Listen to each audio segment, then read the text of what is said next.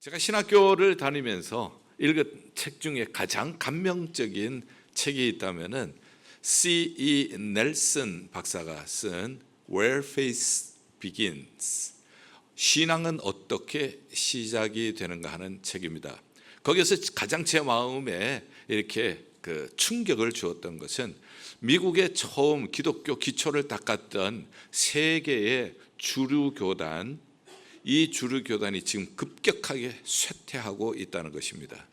그 쇠퇴하는 이유가 뭔가?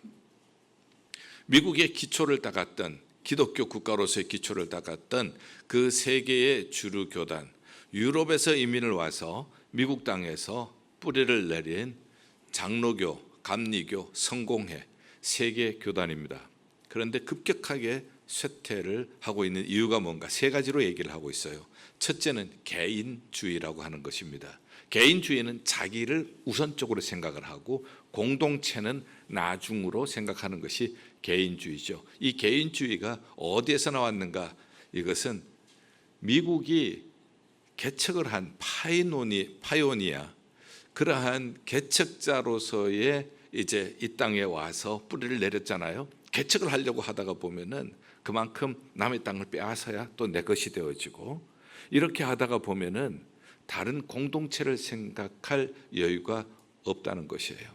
그래서 그 개인주의, 나를 위해서 살아오는 이 삶의 방향이 교회 안에서도, 신앙 공동체 안에서도 여전히 움직이고 있더라는 것입니다. 두 번째는 젊은 층들이 점점 세상을 향하여서 나가고 있는데 그 이유가 젊은이에게 있지 않고 부모 세대에 있다는 겁니다. 다시 얘기를 하면은 이민 2세들이 교회에서 빠져나가는데 그 이유가 2세에 있는 것이 아니라 1세에 있다는 것입니다. 그 이유는 성경 전체를 보면은 신앙을 다음 세대에 전달해 주는 책임이 1세대에 있습니다. 특별히 신명기를 보면은 가나안 땅을 앞에 두고 가나안 땅에 들어가서 이렇게 해야 잘 산다고 말씀해 주신 신명기에서 부모는 자녀들에게 앉았을 때든지 일어날 때든지 길을 갈 때든지 끊임없이 하나님 사랑하라고, 마음과 힘과 뜻과 정성 다해 하나님을 사랑하라고, 이거 부모에게 주신 사명입니다. 그러나 대부분의 신앙 성장이 유년주일 학교, 그 다음에 유스그룹에 머물러 있더라는 겁니다. 이제 고등학교를 졸업하고 나면은 자기 전공, 그리고 사회생활의 성공에 대한 그러한 정보, 여기에는 정신을 바짝 차리고 그런 데가 있는 곳을 찾아가기도 하고, 또한 그런 것을 얻기 위해서도 애를 쓰고 있지만은 계속해서 신앙이 성장하면서 끊임없이 변화하는 세상 가운데 변하지 않는 복음의 진리를 자녀들에게 설명해주고 그것을 모범으로 살아가는 그러한 모습이 없더라는 거예요. 그러니 부모님들이 자녀들에게 신앙을 전달하는데 실패를 했다. 2세들이 교회에서 빠져나가는 것은 당연하다. 저들이 신앙을 물려받은 것이 없기 때문에 그렇다. 세 번째는 교회가 세상을 향하여서 빛과 소금의 역할을 하지 못한다. 자기 중심의 이기주의와 그리고 신앙 성장이 멈춰 있기 때문에 세상을 향하여서 빛과 소금의 역할을 한다는 것, 세상을 향하여서 우리가 가지고 있는 신앙을 살아내는, 삶의 현장 속에서 신앙의 맛을 내는 소금과 빛의 역할을 감당하지 못하더라는 것입니다. 그래서 이 세 가지가 Mainline Denomination, 주류 교단이 쇠퇴한 원인이다, 이렇게 얘기를 했어요. 저는 82년에 이민을 와서 83년부터 유년주일학교 중고등부를 가르쳤습니다. 그러니 저에게는 이 이야기가 굉장히 깊이 새겨지게 되었습니다. 그러면서 초창기에, 이민 초창기에 아버님이 목회하시던 교회가 퀸즈의 자메이카 애비뉴에 있는 큰 독일 계통의 교회를 빌려서 사용했습니다. 교회를 참 잘 지었습니다. 화강암으로 지었고요. 본당이 450석이었고요. 체육관이 딸린 아주 큰 교회였습니다. 그런데 그 교회에서는 매년 크리스마스 때 핸델의 메시아로 칸타타를 했습니다. 그런데 젊은 층들이 세상을 향하여 빠져나가고 이민 1세들은 이제 노령화가 되어지고 하니까 보니까 빌려 쓰고 있는 한인 이민교회는 젊은이들이 그래도 있으니까 우리 같이 그러면은 크리스마스 칸타타를 하자. 그래서 우리가 핸델의 메시아를 공연을 한 적이 있습니다. 그리고 마치고 나서 참 은혜롭게 잘 되었어요. 그리고 펠로십이 있는데 친교실에서 펠로십을 하는데 한 백인 할아버지가 저를 찾아오셨어요. 그리고 제 손을 잡으면서 여기 있는 벽돌들, 이 돌들은 전부 우리가 이민 와서 열심히 일을 하고 그리고 헌금을 해서 한 장 한 장 쌓아 이렇게 훌륭한 건물을 만들었습니다. 그런데 지금 우리의 2세들이 다 빠져나가고 우리 노인들만 이렇게 남았습니다. 여러분들을 보니까 여러분들은 젊은이들이 많은데, 그러면서 세례 요한의 말을 인용합니다. 세례 요한이 예수님을 향하여서 그는 흥하고 나는 쇠하여야 하리라, 이 말을 인용을 하는 거예요.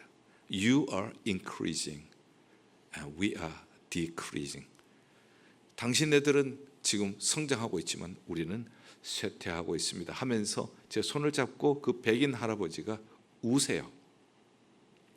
그 눈물의 의미가 제 마음속에 아주 깊게 남아 있습니다. 그러면서 칼 앨리스 넬슨 박사의 그 이야기가 제 마음속에는 그대로 매치가 되어지게 되었죠. 그러면서 제 마음속에는 그러면 우리 이민 교회는 앞으로 어떻게 될 것인가, 거기에 대한 고민을 하게 되었습니다. 너무 비슷한 점이 많아요. 미국의 처음 개척자들이 개척을 하기 위해서, 정복하기 위해서 남의 것을 빼앗아야 되거든요. 그리고 자기 자신의 이러한 이 위치를 구축하기 위해서는 커뮤니티라고 하는 주변 공동체를 생각할 겨를이 없었던 것처럼 우리도 이민 와서 이민 생활의 터전을 닦기 위해서 다른 것을 생각할 겨를이 없었습니다. 조상 때로부터 물려받은 재산이 있는 것도 아니었고요. 우리는 아침부터 저녁까지 미니멈 12시간 일을 했어야 했어요. 그러면서 우리는 다른 것을 생각할 수 없이 아파도 일하러 나갔어야 했습니다. 그러다가 보니까 자연히 우리는 우리의 자신의 목표, 이민 생활의 안정과 이민 생활의 성공이 목표가 되다가 보니까 개인주의 그리고 공동체를 생각할 수 없는 이러한 개인주의적인 신앙생활이 자연히 우리 몸에 배게 되었던 것이죠. 교회에서도 역시 이러한 개인주의적인 신앙생활, 나만 구원받고 복받으면 된다는 공동체를 생각할 수 없는 이러한 모습이 없지 않아 있었다는 걸 인정할 수밖에 없었어요. 두 번째, 부모님들의 신앙이 성장하고 있었는가? 지금 이런 환경 속에서 우리는 어떻게 하든지 최선을 다해서 빨리 적응하는 것이 목표였어요. 그러다가 보니까 주일날은 우리 자녀들에게 교회 같이 가자 해서 주일날은 교회, 그 다음에 평일날은 학교 마치면 학원, 이렇게 교회 보내고 평일날은 학원 보내면 부모로서의 사명을 다한 것인 줄 생각했습니다. 부모가 계속해서 신앙이 성장하면서 우리가 변화하는 세상 속에서 자라나는 자녀들에게 신앙의 의미를 다시 해석을 해주고 설명을 해주고 그러한 삶으로 보여주고 이걸 못했다고요. 그러면서 우리는 우리의 신앙생활이 유년주일학교 중고등부에 머물러 있는 그 상태, 벗어날 수 없었던 것이 너무나 우리 앞서서 이민 왔던 유로피안 백인들하고 너무 흡사하다는 생각을 하게 되었습니다. 그리고 세 번째, 세상을 향하여서 윤리적인 그러한 도덕적인 삶을 살아서 이 세상의 소금이 되고 이 세상의 빛이 되어지는 것, 그것은 우리는 메인라인도 아니고 우리는 주변에 있는 사람으로 더욱 어려운 과제였습니다. 그러나 이것이 사회적으로 윤리의식 없이 우리 자신만을 위해서 살아가다가 우리는 어려움을 당할 수밖에 없었습니다. 1990년대라고 생각해요. 그때에 야채 가게가 가장 많았던 곳이 브루클린의 처치 애비뉴입니다. 처치 애비뉴에서 폭동이 일어나게 되었습니다. 그때 제가 다녔던 신학교는 한인 학생들이 불과 얼마 없고요, 흑인 학생들이 많았는데 우리는 클래스에서 심각한 아귀를 할 수밖에 없었습니다. 우리는 이민 생활을 하면서 정직하게 우리는 힘들게 노동을 하면서 우리는 이민 생활에 터전을 닦고 있다. 그런데 와서 훔쳐가고 이렇게 하는 것은, 이것은 바르지 못하다. 10계명에도 훔치지 말라고 했는데, 그래서 우리 이렇게 얘기를 하면 흑인들은 다른 얘기를 해요. 뭐라고 얘기를 하는가 하면, 우리가 듣기로 한인 이민들은 고학력자들이 이민 온다는 것을 안다. 거의 대학 졸업생들이 오는 걸로 알고 있다. 우리는 한평생 일을 해도 가게 하나 가질 수가 없다. 그러나 한국 사람들은 5년 일하면 가게 하나 차리고 10년 일하면 집 한 채 산다는 이 얘기를 우리는 듣고 있다. 그거 어디서 하는가? 그것도 전부 흑인들 커뮤니티 안에서 하는 것 아니냐? 그러면은 흑인들 안에 있는 이 커뮤니티 안에 있는 돈이 전부 서버번 에어리아로 다 빠져나가면은 우리는 점점 더 개토화가 되어진다. 그러면은 거기에서 우리가 가서 훔치고 하는 것은, 이것은 소셜 저스티스다. 이거는 사회 정의다. 이렇게 얘기를 하는 거예요. 아귀를 계속 했던 기억이 있어요. 우리는 사회 윤리, 이 사회에 하나님께서 우리에게 보내주신 목적, 이런 것을 생각할 겨를이 없이 개인의 성공, 자식의 성공, 이것만 우리가 생각을 했던 그러한 지난 시간들을 되돌아볼 수가 있게 되었습니다. 전혀 우리가 생각하지 못했던 그런 얘기를 듣고 당황하기도 했죠. 그래서 우리가 흑인 커뮤니티에 장학금도 주고, 또 절기 때가 되어지면은 과일 상자도 우리가 도네이션하고 이렇게 하십시다. 뭐 이런 운동을 벌이기도 했던 그러한 기억이 있습니다. 자, 그러면 이 말씀 속에서 제가 어떻게 실마리를 찾게 되었는지, 그것을 이제 말씀을 드리겠습니다. 에베소서는 두 파트로 나눌 수가 있어요. 1장에서 3장은 구원받는 원리, 4장에서 6장은 구원받은 자는 어떻게 살아야 하는지 실천 문제. 그래서 전반부는 원리, 후반부는 실천의 문제예요. 쉽게 얘기를 하면은 1장에서 3장은 나는 누구인가, 4장에서 6장은 어떻게 살아야 하는가, 이 질문이에요. 그래서 자, 1장에서 3장 나는 누구인가, 지금까지 여러분들 에베소서를 통하여서 들은 말씀을 한번 기억을 한번 더듬어 보시죠. 죄와 허물로 죽은 우리예요. 죄와 허물로 죽은 우리는, 영적으로 죽은 상태에서 우리는 세상 풍조를 따라다녔습니다. 그리고 공중 권세 잡은 마귀를 따라다녔고요, 육체의 욕심을 따라 살았습니다. 그래서 본질적으로 진노를 받아야 마땅한 진노의 자녀였습니다. 그러나 긍휼에 풍성하신 하나님이 진노를 주지 아니하시고 오히려 그 많은 사랑으로 인하여서 예수 그리스도를 우리 대신에 십자가에 못 박아 주셨어요. 그래서 그 큰 사랑으로 인하여서 우리는 믿음으로 말미암아 그 은혜를 입은 우리는 영생을 얻도록 은혜를 내려 주셨습니다. 예수 그리스도와 함께 삶기 우리를 일으켜 주시고 예수 그리스도와 함께 다시 하늘에 앉히셨어요. 그 은혜를 인하여 믿음으로 말미암아 구원을 얻었으니 이것은 하나님의 선물이라, 행위에서 난 것이 아니니 누구든지 자랑치 못하게 하려 함이니라. 이렇게 하나님께서 죄와 허물로 죽은 우리 본질상 진노의 자녀들을 살려주시고 하늘에 앉히신 이유가 뭔가? 그것은 에베소서 2장 10절에 그리스도 안에서 선한 일을 행하게 하려 함이니라. 나만 구원받고 우리 가족만 잘 되고가 아니라 하나님의 선한 일을 행하게 하려 함이니라. 하나님의 선한 일을 행하게 하기 위해서 하나님께서는 우리를 교회로 묶어주셨어요. 십자가로 멀리 있는 우리를 가까이 오게 만들어 주셨습니다. 유대인들과 이방인들, 만날 수 없는 사람들을 십자가로 막힌 담을 허물어 버리시고 하나가 되어서 한 새 사람, 예수 그리스도 안에서 한 새 사람, one new person. 에베소의 주제예요. 멀리 있는 사람들을 하나로 한 세 사람 만들으시고 예수 그리스도가 머리가 되시는 교회에 우리를 지체로 만들어 주셨습니다. 그리고 예수 그리스도께서 모퉁이 돌이 되셔서 우리 한 사람 한 사람이 벽돌처럼 함께 성전이 되어 가도록 우리를 불러 주셨습니다. 그리고 이 교회를 통하여서 그리스도의 비밀을 온 세계 열방에 알리고 천상의 세계까지 알리도록 하나님께서 그 경륜 가운데 역사해 주신 거예요. 그리스도의 비밀이 뭔가? 유대인과 이방인들, 만날 수 없는 사람들, 하나 될 수 없는 사람들 십자가로 하나 되게 하셔서 함께 상속자가 되게 하시고, 함께 뭐가 되게 하시고, 그 다음에 지체가 되게 하시고, 그 다음에 함께 뭐에 참여하는 자? 약속에 참. 이쪽은 특수반인가? 굉장히 중요한 내용들이에요.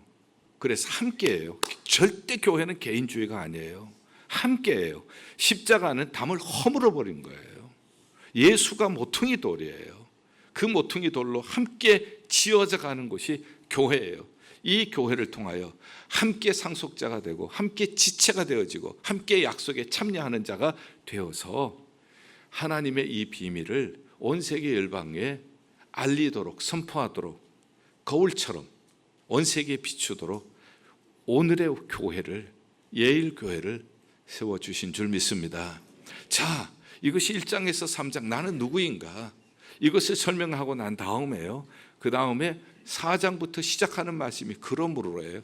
그렇기 때문에 이제 어떻게 살아가야 하는가? 부르심에 합당하게 살아라는 거예요. 부르심에 합당하게 살아라.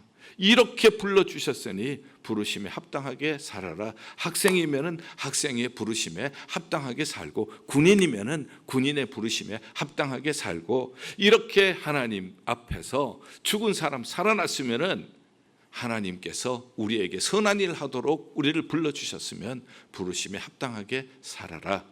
그러면은 부르심에 합당한 삶이 뭔가? 두 가지만 얘기할게요. 다 설명하면 복잡하기 때문에 두 가지만 이야기를 해도, 기억해도 이것이 기도 제목이 되잖아요. 첫째는 4장 3절에 평안에 매는 줄로 뭐가 하나 되게 하심을 힘써 지키라? 성령이 하나 되게 하심을 힘써 지키라는 말씀이에요. 하나 되는 것이 성령의 역사 없이는 어렵습니다. 인간의 육신적인 생각으로는, 세상적인 생각으로는 절대 하나가 될 수가 없어요. 다양한 사람들이 모인 곳이 교회잖아요. 성령께서 하나 되게 하시는 거예요. 성령께서 하나 되게 하시면은 어떠한 모습이 구체적으로 나타나는가? 그것은 모든 겸손과, 성령이 역사하시면 겸손해져요. 겸손이라고 하는 것은 나를 낮추고 나를 구원하신 하나님을 높이는 것이 겸손이잖아요. 쉬운 말로 얘기하면은 개구리가 뭐 생각을 하라고요? 올챙이적 생각을 하라는 거예요. 올챙이적이 뭐예요? 죄와 허물로 죽은 상태였잖아요. 그리고 세상 풍조를 따르고 마귀를 따르고 육체적인 욕심을 따라서 살아서 본질적으로 지옥 갈 백성 아니에요. 그런 사람을 예수 그리스도께서 불쌍히 여기셔서 자기를 십자가에서 희생하셔서 우리를 살려주셨잖아요. 우리를 일으키시고 우리를 지옥 갈 사람을 하늘에 앉혀주셨잖아요. 그것을 생각하면 겸손하지 않을 수가 없죠. 왜냐하면 이것은 우리에게서 난 것이 아니잖아요. 하나님의 선물이잖아요. 행위에서 난 것이 아니니 누구든지 뭐하지 못하게 함이니라, 자랑치 못하게 하려 함이니라. 내 자랑할 것도 없어요.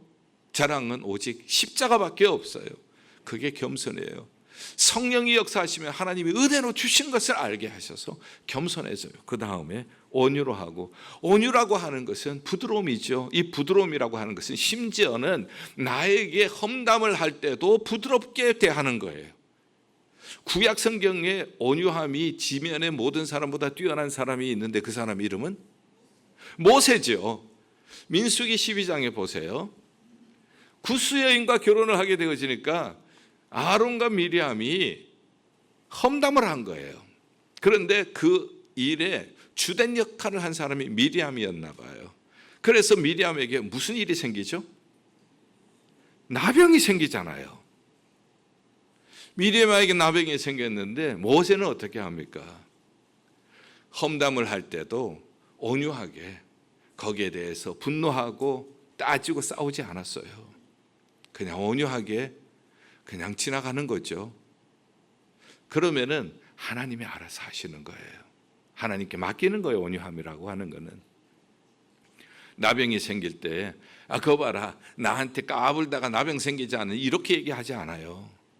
아버지 하나님, 저를 용서하여 주시옵소서, 저를 고쳐 주시옵소서. 이게 온유함이에요. 이런 사람을 성경에서는 온유함이 지면에서 뛰어나다.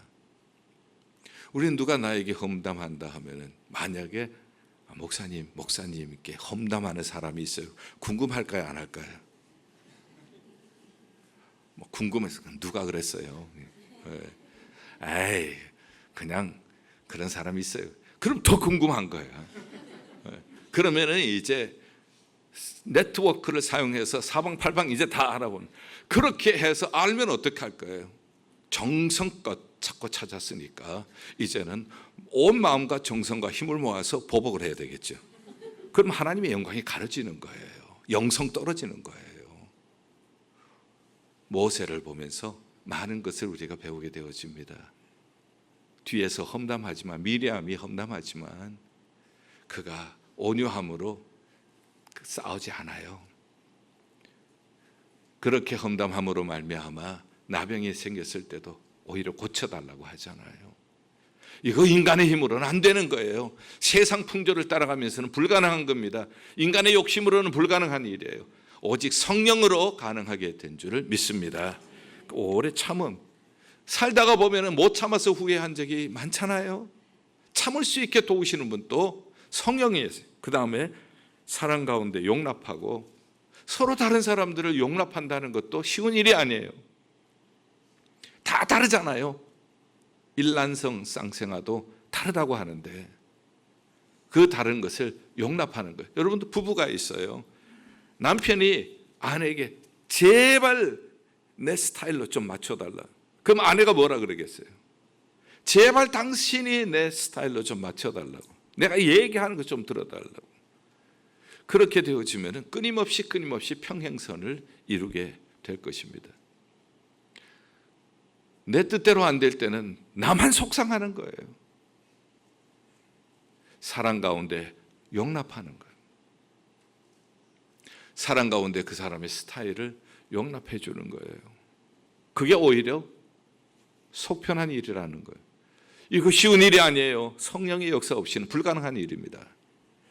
그 다음에 평안에 매는 줄로 성령이 하나 되게 하심을 힘써 지키라. 평안이에요. 평안을 화평이라고 얘기를 할 수도 있어요. 그러면 오늘 여기 얘기를 하고 있는 겸손이라든지, 그 다음에 온유, 오래 참음, 사랑 가운데 용납, 그리고 화평, 뭔가 좀 닮은 것 같지 않아요? 어디서 많이 본 것 같지가 않아요? 예? 맞아요. 갈라디아 5장 22절에서 23절, 성령의 9가지 열매와 닮았잖아요. 성령이 역사할 때 열매로 나타나는 부분들이에요. 성령의 하나됨을 힘써 지킬 때는, 성령이 역사할 때 그 열매로 말미암아 성도 사이 서로 다른 사람들이 모여 있지만은 이 공동체 안에 겸손이 있고요, 이 공동체 안에 온유함이 있고, 이 공동체 안에 오래 참음이 있고, 이 공동체 안에 사랑으로 용납함이 있고, 이 공동체 안에 평화가 깃들게 될 줄 믿습니다. 그래서 첫째는 이제 우리가 이런 은혜를 받았으니 어떻게 살아가야 합니까? 첫째는 성령으로 하나 되는 거예요. 교회는 무조건 하나가 되어야 돼요. 절대 교회는 싸우면 안 돼요. 교회는 성령 안에서 하나가 되어야 돼요. 성령께서 우리에게 묶어주신 이 줄로 우리가 하나가 되어야 돼요. 겸손함으로 하나가 되어지고, 사랑 가운데 용납하면서 오래 참음으로 온유함으로써 화평 가운데 우리가 하나가 될 때, 그때 그 안에서 성령이 역사하실 줄 믿습니다. 우리가 하나 되어야 할 중요한 이유는 4절부터 6절 사이에 나오는데, 몸이 하나, 성령도 한 분, 부르심의 소망도 하나, 주도 한 분, 믿음도 한 분, 세례도 하나, 하나님도 한 분. 7가지가 하나예요. 우리가 그리스도 안에서 한 새 사람이 된 사람들은 우리가 모두가 각자가 아니라 한 새 사람이 된 거예요. 이 한 새 사람이 된 것은 이렇게 7가지가 하나이기 때문에 분리가 될 수가 없다는 거예요. 여기 자세히 보면은요, 성령도 하나, 주도 하나, 하나님도 하나, 성부, 성자, 성령 다 들어가요. 교회를 분리시키고 하는 것은 성부, 성자, 성령이 하나 되게 하신 교회를 하나님, 상삼위 하나님을 욕되게 하는 일이에요. 몸도 하나라고 했죠. 하나 된 그리스도의 몸을 찢는 일이에요. 무서운 죄가 되는 겁니다. 저는 이것을 너무나도 깊이 깨달았기 때문에, 그래서 제가 개척할 때부터 지금까지 절대 교회에서 싸우면 안 됩니다. 싸워서 몸이 갈라지면 큰일 납니다. 교회는 무조건 평화해야 합니다. 내가 손해를 보더라도 교회가 평안해야 합니다. 사람들이 이렇게 얘기한 사람도 들었어요. 교회야 어떻게 되든 말든지 나는 이 문제를 해결하고 말겠습니다. 이렇게 얘기하는 얘기도 초창기에 들었어요. 그렇지 않습니다. 하나님의 영광이 우선이 되어야 합니다. 성령의 역사가 우선이 되어야 합니다. 성령 충만한 교회가 되기를 바랍니다. 성령 충만해서 겸손히 우리의 덕목이 되는 교회가 되기를 바랍니다. 자, 결론적으로 말씀드립니다.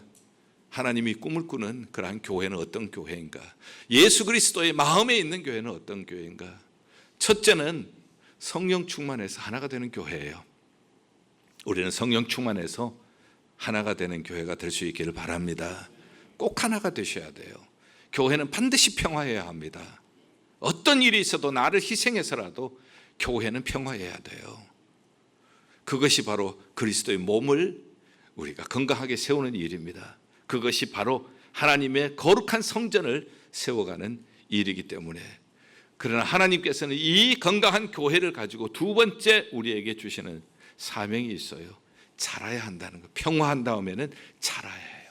건강하게 자라고 건강하게 자라게 될 때에, 그때 세 번째 온 세계 열방을 향하여서 그리스도의 비밀을 알리는 하나님이 계획하시는 뜻을 이루는 교회가 될 줄 믿습니다.